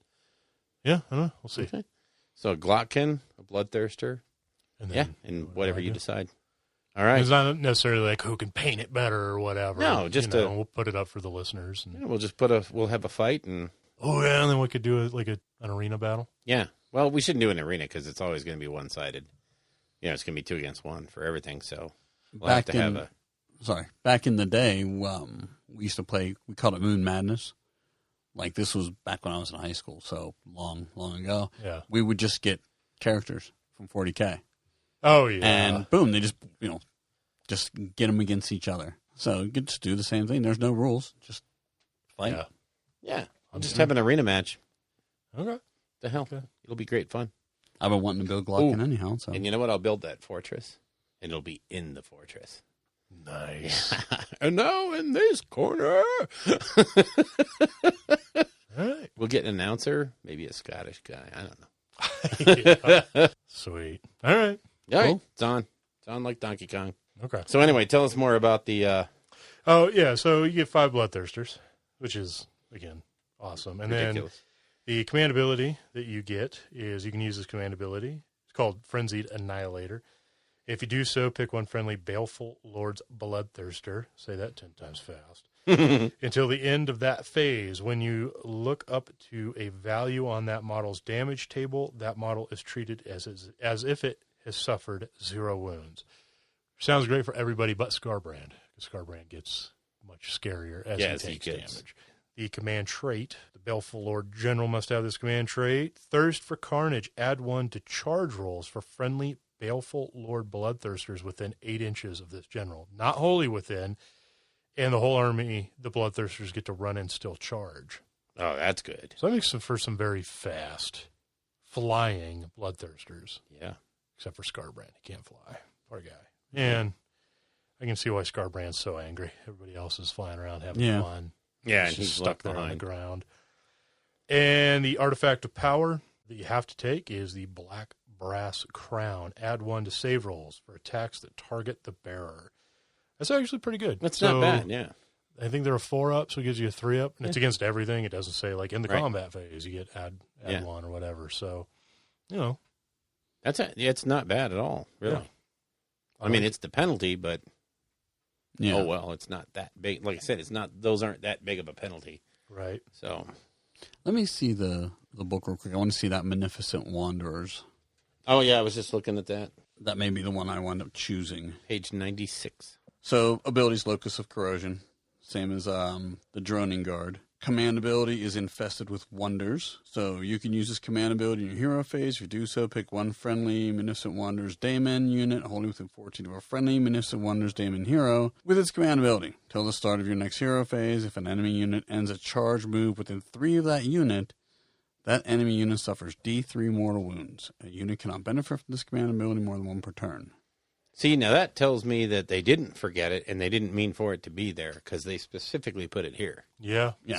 So Your command trait is One Last Gift. If the unmodified hit roll for an attack made with a melee weapon that targets a friendly Magnificent Wanderer's Daemon unit holding with the 12 of this general is 6, the attacking unit suffers 1 mortal wound after all of its attacks have been resolved. Again, just like Infested with Wonders, you plant your general in the middle of a blob of plague bearers yeah, with their resilience. and it gets real. Yeah, and just leave them sit there. Like, okay, they're well within 12. Artifact of Power is the Muck Talon, which I think is kind of cool. Pick one of the bearer's melee weapons. Add 1 to hit rolls for attacks made with that weapon if the target is a hero. So Works for me. basically, send your blob out there with your general in the middle of it, part the waters, hero slay, close the blob back up, go to the next one. I think So- Magnificent Wonders will be the win for me on this. But I think Droning Guard that'll be cool just to see. Well, those are such cool models. The drone and the plague drones, and then the I can't ever remember the name of the mortal version. The Puscoil Blight Lords or whatever. something like that, yeah. Yeah, those look so cool. So I seeing wanted- a bunch on the table would be fun. I wanted to do the Drowned Men just because of the lore of it, because it's, I don't know if it is still that way now, but it was, Gut Rot Spumes guys. Oh, okay. Yeah. So that would have been kind of cool to paint up a bunch of those. Yeah. So that's just an example of the things that are in the book that are pretty darn cool overall. So I have to say that Wrath of the Everchosen is pretty much an A+. Yeah. I think it hit everywhere. It's got great lore, has really decent new rules. I have to give the nod to the roaming monsters and the wandering spells, or wandering monsters, roaming spells. That's a really cool, neat mechanic. You'll never, ever see it in a tournament game. But, it really gives some narrative flavor to different games.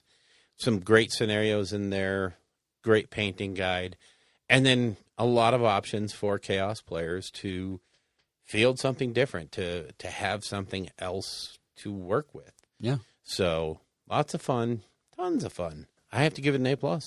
You guys? Yeah, definitely. And I'm very excited to see where this goes. Yeah. And it's the campaign and all that. just realizing that it's, this is step 1, day 1 of this. I'm like, oh, there's so many ways this could go. Yeah. And, you look at, I don't know if you would necessarily call it the parallel, but the Psychic Awakening in 40K. Yeah. And how that's building up and everything. Oh, yeah. So, yeah, definitely hyped. And anytime you throw Archeon Yeah. back into the mix, it's just going to be a wreck. Yep. He's just going to go try to kill everybody. He's an angry boy. Yeah. Did not get enough hugs. Or too many. And again, this is another one of those things that Sigmar screwed up. Because he started off as a warrior priest of Sigmar. Yep. That's right. Oh, Sigmar. Yeah. His parallels to the Emperor are real. Yeah. I'm just saying. The Emperor was pretty good at effing everything up, too. Yeah. Yeah. What I think is kind of interesting, and you don't see this as much in 40K, or maybe you do, but it's not as in your face. Sigmar is not. He's the game is called Age of Sigmar for a reason, and he's the big order guy. But honestly, the focus lately is not on him. And the other gods are doing pretty much what they want. I think when we see that Rage of Sigmar, shout out to the podcast. Jake, I love you, man. There you go.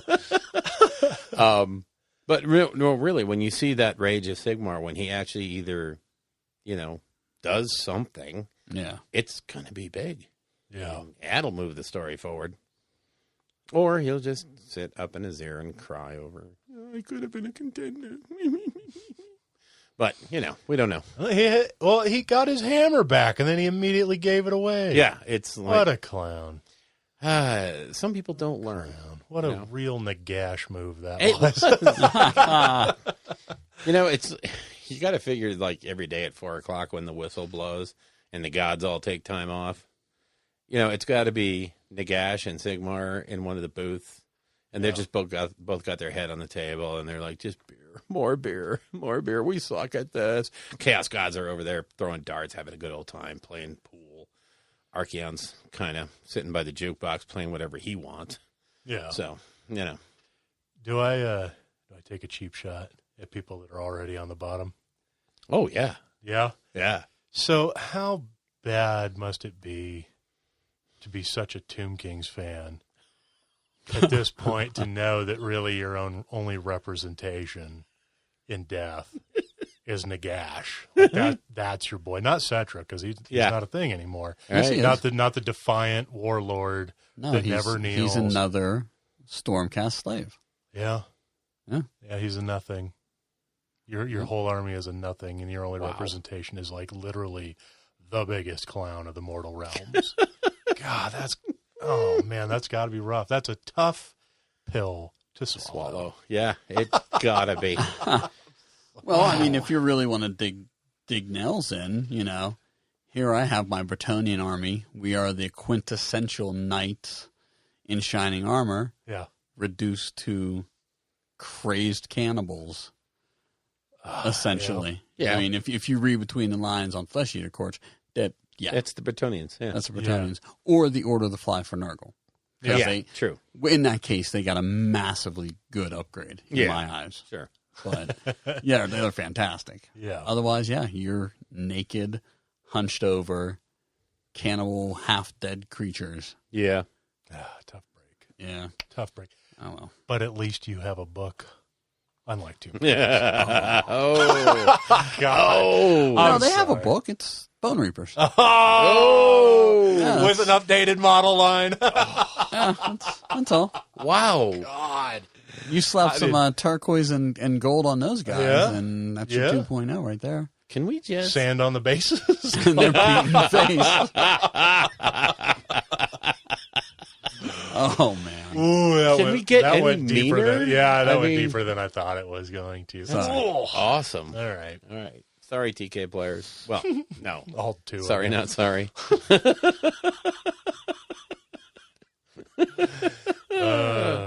Okay.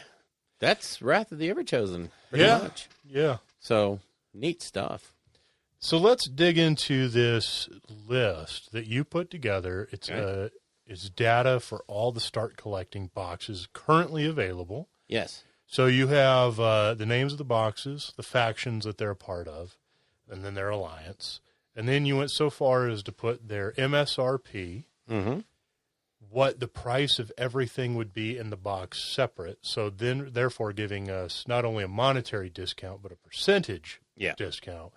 And then you went ahead and put the number of models and units that are in there, but also the current point values as of February 2020. Yeah, from Azir, on here as well. And then a price per point. Yeah, price per point. Yeah.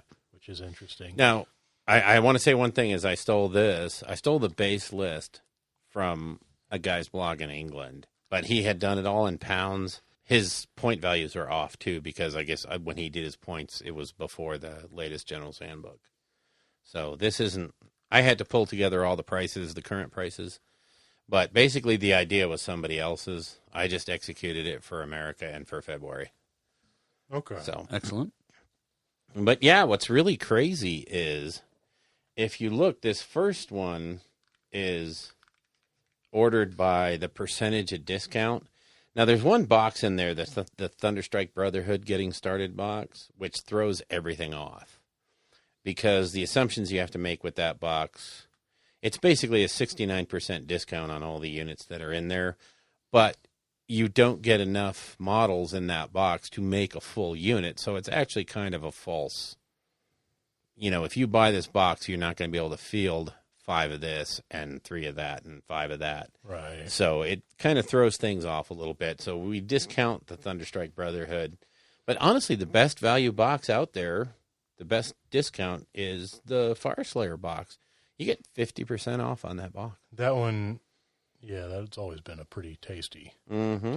box. So, but real quick, though, about the Thunderstrike Brotherhood, is that's still the only way to get a Relictor, Yes. a Lord Relictor, which kind of Yeah. sucks. It's an $85 model. Yeah. I mean, you still get a ton of really good stuff with it. Yeah, but, yeah, that's the only way to get one. Yep. And you get a lot of other great units, but again, it's not enough.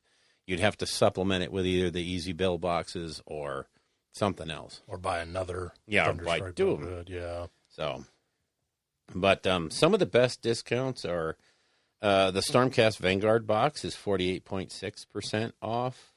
Yeah, but I don't know if that's such a good box because you get like 12 Gryph-hounds or whatever. Yeah, well, you get 5 Gryph-hounds, yeah. Oh, is it 5? It's yeah, just 5, yeah. It's an absurd amount. Like, Yeah. you don't ever use that. That you would never use, yeah. I don't know. Unless you're playing Warcry. Oh, really? And the Gryph-hounds are Yeah, fantastic in Warcry. they're great in Warcry. Really? Yeah, if you take just your Vanguard Hunters, take a couple of them, and then you flesh it out with Gryph-hounds and Aether Wings, you're pretty unstoppable. Yeah. Interesting. Yeah. Okay. So, okay. That's a good value then. Because the other stuff in that box ain't bad. It's just the fact that it's like, man, why am I getting so many Gryph-hounds? That's weird. Yep. Okay. Another, I think, a big one on here, and it always has been, is the Seraphon box. Oh, yeah. Because you basically pay for a Carnosaur. Mm-hmm. And, well, they upped it like $5. Yeah. So it's like Carnosaur plus $5. And then you happen to get, was it 10 warriors? 12 Saurus Warriors and 8 Cavalry. Yeah. So, Yeah. yeah, That box is it's crazy. it's a crazy good. It's the second most models out of any box. Yeah, it's got 19 models in it. 21. Oh, I'm sorry, yeah, 21, and the only bigger one is Beast of Chaos. Yeah, which comes with a bunch of Ungor. Yeah. So, well, not a bunch of Ungor. It's 10 Ungor, 10 Bestigor, Bestigor. a great big monster, Yeah. and a character. Yep. So the Beast of Chaos one's really good too. Just Yeah. Beast of Chaos was a little bit better of a Yeah.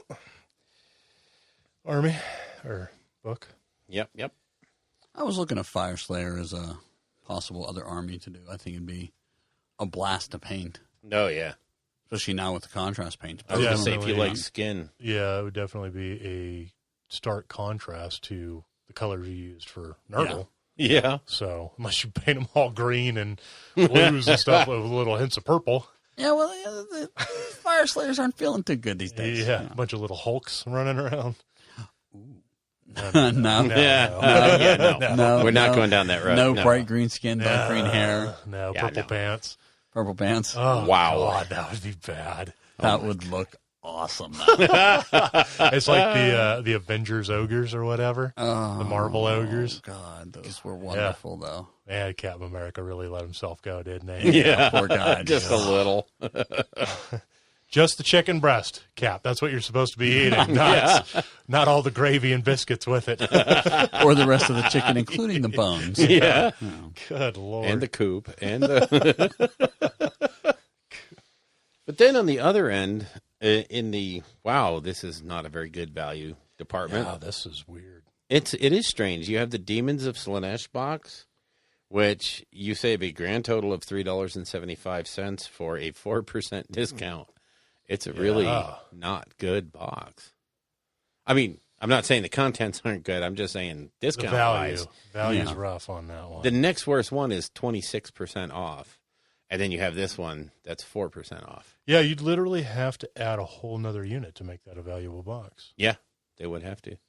At which point, like, the weight of it, because it has a chariot, 10 demonettes. Yep. And what else? Exalted Flamer, I and think. no, it has a herald. No, 10 demonettes, 10 demonettes, 5 hellstriders. Oh, yeah. Or seekers or whatever, the mounted Seekers of Slaanesh. Yeah, It seekers. was The hellstriders are the marauders on them. Yep. And then a chariot. Yeah. So it's a ton of stuff. Yeah. That box is packed. But But you look at the points of it. Value-wise. It's less than 500 points. Yep. yeah. And it's all stuff you would summon right away. Yeah, that's one turn summoning right there. Wow, that's not even a turn. So wow, that is something else.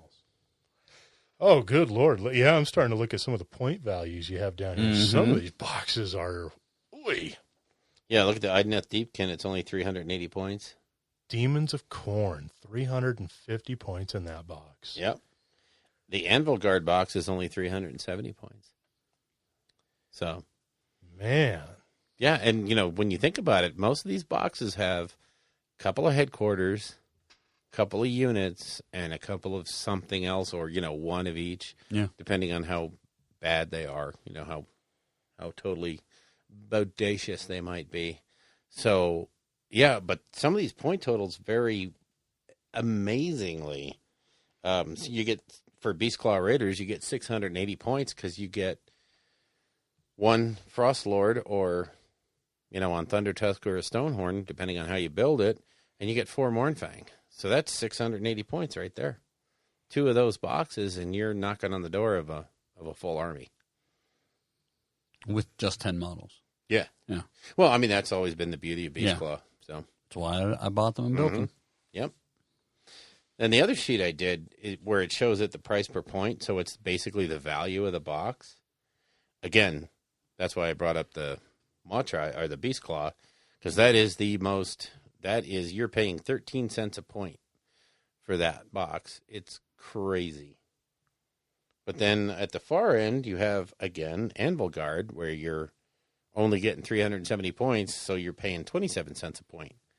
So basically, I'm going to put these sheets up on our Facebook page so you can grab them and look at them. And in the expanded sheets, I have what units come with each box, so you can see what you get value-wise. And the guy who did it in England also listed whether or not you could make alternate versions of the units. I didn't put that on there because I just wanted to see the numbers.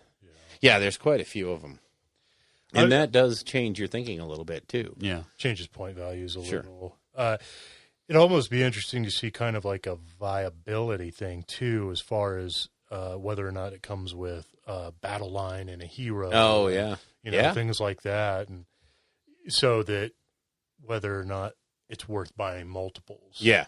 Because that, back in the days of like Warhammer Fantasy Battles and earlier editions of 40K, before they got onto this Get Started thing, they used to have kind of starter boxes too.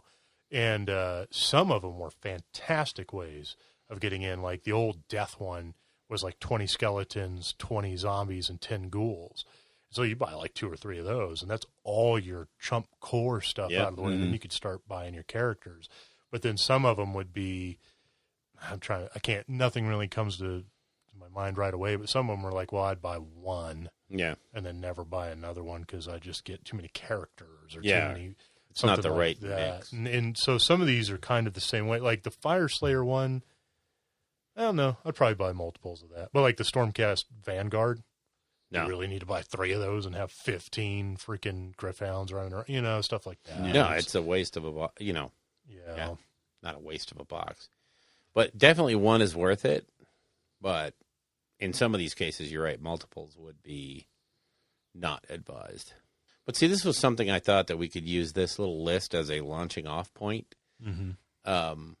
And maybe every episode or so we talk about one of these boxes, and just like you said, is it viable to play with?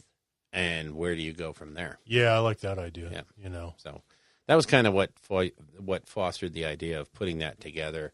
So I will definitely put that up on my Google Drive. I'll put it on the Facebook page and let people grab it and look at it. And we'll start talking about them during the different shows. We'll have a little bit of a 5-minute discussion of each one of these boxes and where do you go with it and what do you do and is it worth buying 2 or 3 or 6 or 15? So or none. Yep. In some cases, I don't think there's one on here that you wouldn't buy. If you wanted to get into the Army, I don't think there's one on here you wouldn't buy. The only one I would not suggest right now is the Thunderstrike Brotherhood, because that is literally a box designed around an army that its day has come and gone. And it's not what you get in that box by itself That's so unfortunate. is not good enough. You can't take it to it doesn't play well. It's hard to build off of it, Right. To start an army. Yeah, because you're always going to have a weird number of things. But again, it's also the best value because of the huge markdown on that one. It's so good. So if you want Stormcast, it's something to look at because you can probably pick up the 1s and 2s that you need other places, eBay, Sure. Anything else, guys? Anything we're looking forward to? Or real quick, Perchang, the company that does Warhammer 2 End Times on mobile, Warhammer Quest End Times, Yes, is just announced they are going to do Warhammer Quest: The Silver Tower. Yep. On mobile. So that sounds really good. Yes. And then I'm blanking because I'm just now thinking about it. But the company that is doing the mobile MMO set in the Mortal Realms. Is that Odyssey? Yeah, Warhammer Odyssey, yeah. Has been slowly feeding a little bit more information out. So, check out their stuff. And, if you're into that kind of stuff, which I am. Yeah.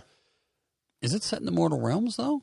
I thought it was still an old world. It's old world, yeah. Yeah, but it's a mobile MMO. Right. But if you're interested in that stuff, go check them out. Give them, a follow on Twitter or whatever. Yeah. And how bad could it be? Yeah. Well, and let us know because out of the three of us, I know I'll play that stuff. Sure. For sure. So. Oh, definitely. If I could have, play Age of Reckoning again. Yeah. Well, we can play it on your phone. Though. Thank you. That's the thing. No, but I played on my tablet. Oh, yeah. Okay. Well, then cool. Bigger screen for my eyes. Yeah. So. But it'd be totally cool to get like a Rolling Bad community going in some of those games. Sure. Yeah. If anybody plays Warhammer Chaos and Conquest on mobile, let me know because I've been playing that lately. So there you go. Yeah, just a little video game update. I want to personally thank people for I already know what two things. Number one, telling me I'm a very mean person for telling other people to walk into a spinning airplane propeller. Yeah. I stand by my statement. Yeah. And to all of you that did send pictures of your paint pot. Oh, how did I miss all of this? Oh, God. You were It's on watching Twitter. It's on Twitter. It's on the feed. Some of those were great. I truly love the picture with the color. Oh, yeah, the drawn really in. bad Photoshop. Yeah, it's so good. That was so beautiful. That made me cry. I had to get my hashtag triggered. Yep. But yeah, I got quite a few DMs about, I don't think that was very nice. And then a couple of them were, dude, that's hardcore, man. Yeah. Walking into a propeller is hardcore. I'm like, yeah, okay. Yeah, you got to want it to get into that. That's what I mean, you know. You And I was trying to be very careful because I didn't want to say something like, today's a bad day to talk about the subject. But yeah, I didn't want to say anything about doing anything else. I wanted to say something that would be funny and frivolous and nearly impossible. So yeah. So, Unless you're the German mechanic from Indiana Jones, Sure. then you're just going to get hit when it spins in a circle. whatever anyhow. happens, So, you're yeah. getting hit by the prop. Yeah, So, sorry, buddy. it's in the script. Thanks for those pictures of all your upturned bottles of wash and paint, and love you guys. No, I truly think it's funny, and I was having fun with it, but it is funny. All right. Well, That's it. I think that's it, boys. Okay. If you would like to get in touch with us, you can reach us at our Facebook page at www.facebook.com/rollingbadpodcast, all one word. Our Patreon page is at www.patreon.com/rollingbadpodcast, again, all one word. The Twitter account for the show is at rolling_bad. And our individual Twitters are, for me, at Bill Castello, BILLCASTELLO. And for Elric, it's at Elric Edge, ELRICEDGE. All of our guests on the show will have their contact information in that show's show notes. The music in the show is used courtesy of Kevin MacLeod at Incompetech.com and used under the Creative Commons license. The Rolling Bad podcast is protected under the Creative Commons Attribution 4.0 International License. Information for this license can be found at creativecommons.org.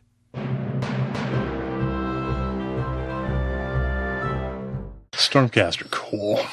Oh, God, the sound of my own voice. That's atrocious. I used to hate it. Now I'm enjoying it through this. I'm like, okay. The sound of my voice or yours? No, mine. Oh, okay. Yours is... It's rough. Yours is like pulling a catheter out while it's still inflated. Yeah. Wow. Yeah, it's pretty bad. I'm not even going to try to deny. I mean, you can hear this, right, Bill? Like, that's coming through. I don't hear you guys. Think about mine. Yeah, yours is fine. I'm nasally, and Yeah. I have a gravelly voice. Yeah, Okay. same here. No, yours isn't gravelly. You're the only one that has a voice for radio. So Me? No, he you. has a face for radio. Oh, he has a face for radio. And a voice for silent movies. That's right. Yeah, you actually know. You do have a good voice for doing this. You have a body for porn doubles. So, you know. If you're into midget porn, then yeah, that would be awesome. Come to me. Second verse, same as the first. Your breaths. That's a great Valentine. Because it starts off so lovely. It does. You know?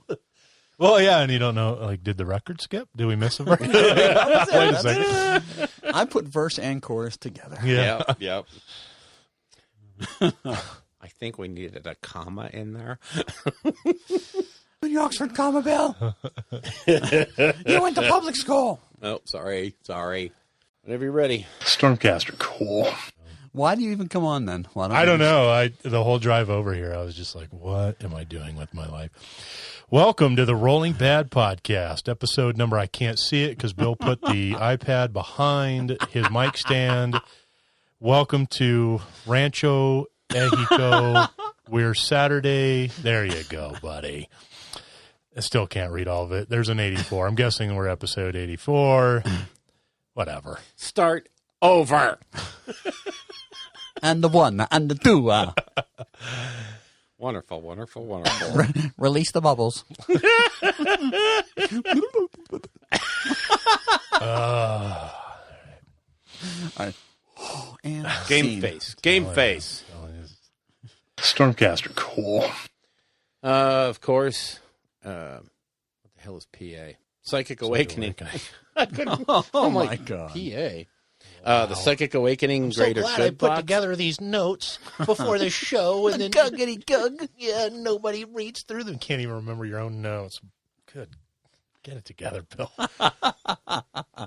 So, of the three of us in this room, there's no one I don't hate right now. Stormcaster, cool. And then for... Go ahead. Good. You can do it. You can take this. Creation? No. Pre-order. Pre-orders. Oh God, whatever. M-E- I zoned you guys out. Okay. Oh my. Wow. The Middle Earth Strategy Battle Game models re-release medals. Yes, Oh, that one. Yeah, because you're like the Middle Earth junkie. I mean, I love the way you approach that with such, I'm just going to read exactly what's written here. So from now on, I'm scripting the entire show. yeah, it's And good. anybody Just- departs the script, you're going to hear it from my producer. from production. Yeah. Yeah, they did some Middle Earth stuff. Yeah. You're awesome. Yeah. Goddamn, you are bringing it. Oh, Stormcaster, cool. I swear that sounds like the worst part ever. Every does. time that thing. It's Bill's table. We'll I put will it on blame the on mat. Bill's table. Put it on the won't do mat. that. Genius, It's that's on what my I thigh. do. It's- okay. Shh. I'm just saying, like, The adults are disrupt talking. the show again. Elric? Disrupt the show. I swear to God, disrupt the show again, Chad. The adults are talking. Bill, please continue. Oh, I like this. Okay, hang on a Late second. for radio, but Stormcaster, cool. Welcome to the Rolling Bad podcast. No, all right. Too soon? Hashtag too soon. All right, what are we into now? We need lore? Yeah. So we're gonna talk. Oh, you like how I saw you getting ready to lead into that. Go ahead. Come on, Bill. Bill, come on. It's getting late. It's after 9. Is it really? Yeah. Let's You go, guys Bill. suck at this. Yeah. Dear God. Do you want me to do the lore? Fed We your read asses. Wrath of the Everchosen. It's pretty cool. Boxes. There's a lot of good deals. Good night, folks. Yeah, There you go. that's usually how you want to start your army. Start collecting. That's Yeah. why it's called start collecting. Or If you'd like to get in hold of us, you can. Okay, fine. Let's do what you guys want to do for lore, okay? What was it you brought to the table? I got a smart water and a purity feisty. Are you going to bring it in? You were doing such a good job. No, go ahead. I wasn't planning on bringing it in. You were right there. I know that posturing that you do.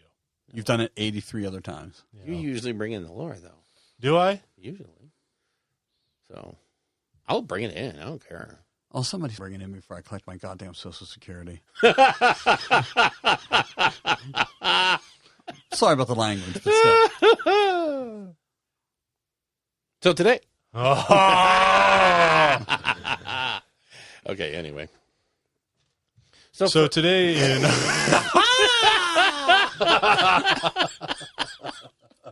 Is this going to be an all-night thing? all right. Stormcast are cool. The story that it tells after the Storm War, Sigmar, what the hell do they call them? The Storm Vault? Something? No. What the hell do they call his war when he first started this thing? The Realm Gate Wars? That's the one. Okay. Yeah, I know this game real well. Welcome to episode 84. Oh, this isn't 2? Oh, wow. My bad.